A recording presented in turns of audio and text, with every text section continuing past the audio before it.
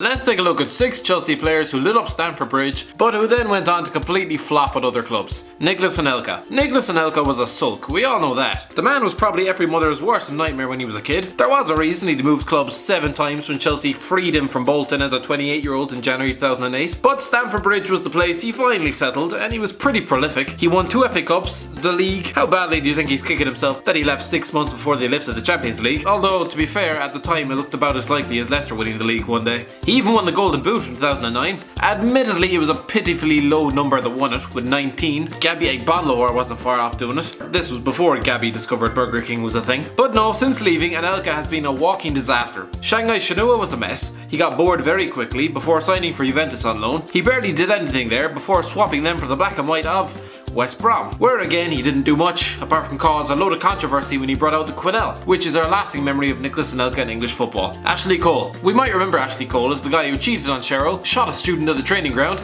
and nearly crashed his car after only getting offered 55 grand a week by Arsenal. The poor fella was almost out on the streets selling his body for his supper. But he was so much more, arguably the best left back in the world, and during his 8 seasons at Chelsea, he won pretty much everything in sight. And then he went to Roma, tried to worm his way into someone else's photo, didn't do much else apart from help his side get thrashed 7-1 at home by Bayern Munich, before heading off into the MLS sun for semi-retired has-beens. Joe Cole. Ashley Cole could probably blame his old age for the devastation of his form. To be fair, he was 33 when he left Chelsea. His namesake Joe did not have that excuse. The other Cole is also 36, but left Chelsea a lot earlier, in 2010, after helping them to a Premier League win. After 7 years, he decided time was right to become the most lucrative free agent in British football, and suddenly had a host of offers to choose from. As soon as he scribbled his name on the contract at Anfield, his career basically evaporated into thin air. He was sent off in his debut before serving up 2 goals all season. He was shipped off to France on loan the following season before being chucked back to former club West Ham. Aston Villa were his next port of call. Not even one of the worst Premier League sides of all time wanted him. And after failing in League One with Coventry, he's now on the books of Tampa Bay Rowdies, which sound like a fast food restaurant.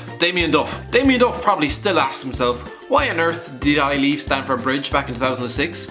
Sure, competition was tough, but he'd still been an important part of the Blues' back-to-back title wins. When fit, he terrorised defenders the length of the country. But no, he saw it nailed on first-team football at Newcastle, and instead found chaotic takeovers, protests, a revolving door of useless managers, Celestine Babayaro, injuries, and finally relegation, with his own goal sealing matters. To be fair to Duff, he enjoyed a renaissance back in West London with Fulham, but those 3 years at St James's Park were absolute hell for him. Heidegger Johnson. Alright, so Heidegger Johnson was never the most prolific finisher, I suppose, but he was a damn good player for Chelsea. At the club, as they enjoyed that smooth transition from mid-table also-rans to European contenders. I wonder how they did that. He left in 2006, signing for Champions League holders Barcelona, who could blame him. He scored 10 league goals across 3 seasons. Not great considering centre forwards get about 10 chances a game in that Barcelona team. Since then, he dusted off the backpack and became a journeyman, but never settled anywhere. Probably on account of his failure to actually score more than 6 goals anywhere. Still though, he captained his country in a European Championship quarter-final last year at the age of 37. Wonder if Rooney managed to catch the game in a bar somewhere. Wayne Bridge. Alright, so I can already hear you climbing over your monitors and screaming at the screen, Wayne Bridge was never a star, long live John Terry, blah blah blah. To be fair, Bridge did have trouble getting in the team when Ashley Cole came to town. As luck would have it, Cole was also English, so I'm guessing he probably had a dartboard with Cole's face on it. Before Bridge left their club captain hanging with the iciest of non-handshakes, the left back would have had a place in the Blues' hearts for a late winner at Highbury